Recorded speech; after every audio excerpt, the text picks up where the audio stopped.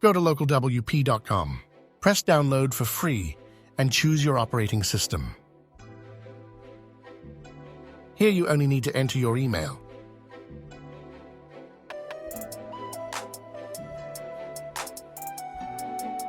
Download it and finish with the installation process. Your screen should look something like this. I already have a couple of websites here. Create a new local site. You can either use a blueprint with pre-installed elements or create a new site. Name your website whatever you want. I will be naming it Local Website. You can change the domain and the site path of where the website will go. You can either do preferred or custom here.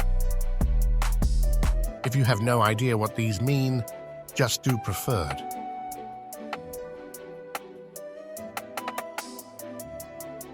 You can make a WordPress username, password, and email for your local website.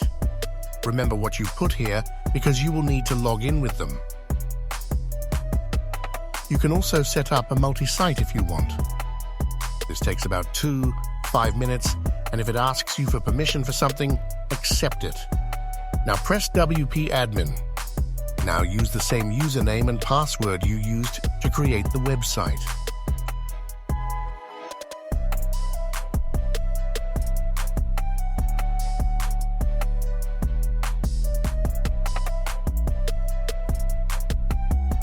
We're done. Now go to visit website and you can use your local website now.